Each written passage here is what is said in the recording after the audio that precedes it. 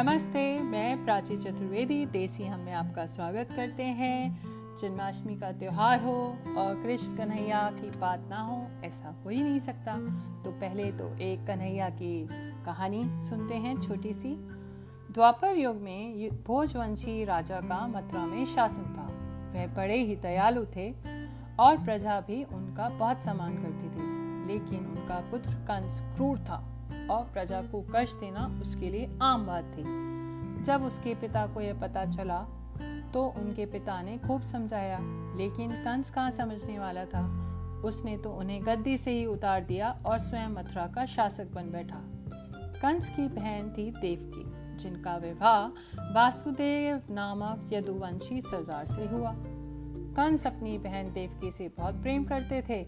एक समय जब कंस अपनी बहन देवकी को उसकी ससुराल पहुंचाने जा रहे थे, तभी आकाश से अचानक आकाशवाणी हुई। हे कंस, जिस देवकी को तू बड़े प्रेम से ले जा रहा है, इसी के गर्भ से उत्पन्न 8वां बालक तेरा वध करेगा। यह सुनकर वह वासुदेव को मारने के लिए टूट पड़ा।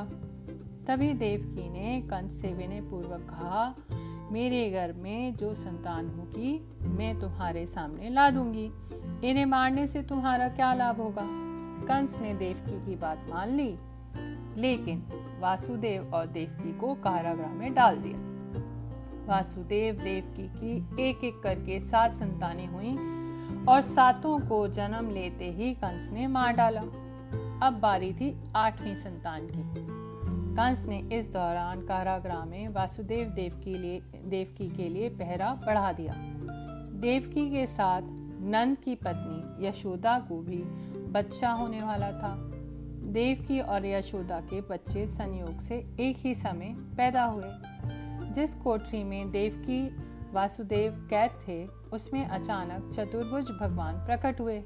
दोनों भगवान के चरणों में गिर पड़े और भगवान ने इन दोनों से कहा, मैं शिशु रूप ले रहा हूँ, तुम लोग मुझे नंद जी के घर छोड़ दो और उनके घर में जो बेटी हुई है वह माया का स्वरूप है, उसे यहाँ ले आओ। सारे दरवाजे खुल जाएंगे, उफनती यमुना तुमको मार खुद पर दे देगी। भगवान जी के आदेशानुसार वासुदेव ने नवजात शिशु को सूप में रखकर कारागृह से निकल पड़े और यमुना पार करके नंद जी के घर पहुंचे। उन्होंने नवजात शिशु को यमुना के साथ यशोदा मैया के साथ सुला दिया और उनकी कन्या को मथुरा ले आए। वासुदेव के आते ही कारागार के फाटक पूर्वतः बंद हो गए। कंस तक बच्चा होने की सूचना पहुंच गई।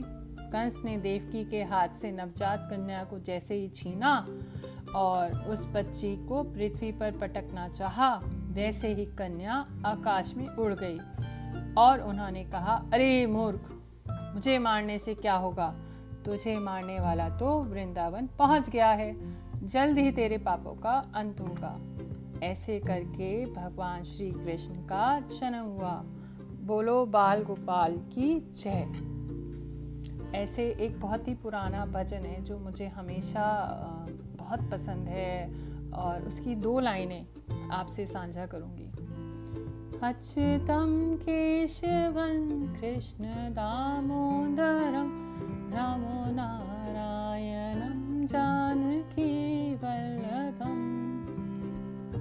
हर त्योहार मुझे अपने बचपन की तरफ तो ले ही जाता है और हर त्योहार पे हमारे यहाँ अलग अलग पकवान बनाए जाते हैं, पर जन्माष्टमी के दिन थोड़े अलग पकवान बनाए जाते हैं और अलग तरीके से मनाया जाता है। पहले सारे भगवानों को नहलाया जाता है, मंदिर साफ करा जाता है, सारे भगवानों के लिए नए वस्त्र, फूल माला, फल फूल प्रसाद लगाया जाता है। जन्माष्टमी के दिन आसू पालव, कनेर, मोतिया, तुलसी माला राधा कृष्ण जी को पहनाई जाती है, या फिर आप जिस भी चीज़ में सक्षम हो, जितना आप प्यार से दिल से कर पाएं, इत्र लगाएं, दीप, धूप, अगरबत्ती, दिया, कपूर से पूजा करें। हमारे यहाँ इस दिन पंचामृत, माखन मिश्री, धनिया पंजीरी, पाक प्रसाद में बनाया जाता है और हर प्रसाद में तुलसी दल ज़रूर डाला जाता है, क्योंकि उस दिन प्रसाद तुलसी दल के बगैर अधूरा माना जाता है। 12 बजे हम लोग पाल को झूला झुलाते हैं और कन्हैया को जन्म दिवस की शुभकामनाएं देते हैं। दही के आलू, सूखी अरबी, कूटू पूरी, खीरे का रायता, सिंघाड़े की लपसी, कूटू की पकौड़ी, साबूदाने की टिक्की, साबूदाना खिचड़ी, उत्सव में तरह तरह के प्रसाद लगाए जाते हैं, खाई जाती है।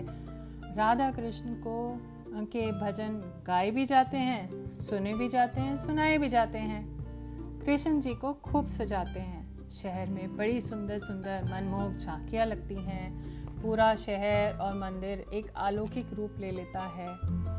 और बाल गोपाल को क्योंकि मोर पंख और बांसुरी बहुत पसंद थे, तो उनके पास मोर पंख और बांसुरी जरूर सजाई जाती है। मैं पंचामृत थोड़ा अलग तरीके से बनाती हूँ।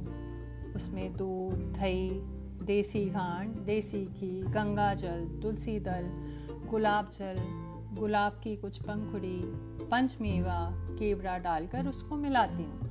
बहुत ही स्वादिष्ट पंचामृत बनता है। ऐसे ही धनिया पंजीरी में हम पहले धनिया लेते हैं, फिर उसको पीसते हैं, फिर उसको धीमी आंच पे देसी घी में भूनते हैं। जब वो ठंडा हो जाता है, उसमें पंचमेवा और देसी खांड मिला के अच्छे से सबको आपस में मिला देते हैं, तो धनिया पंजीरी बन जाती है। तो ये तो मैंने आपको बताए 2 तरीके के प्रसाद, सुनाई मैंने कहानी। मुझे बताइएगा कि आपको कैसी लगी। बोलो बाके बिहारी कृष्ण गोपाल की जय। बोलो राधा कृष्ण की जय।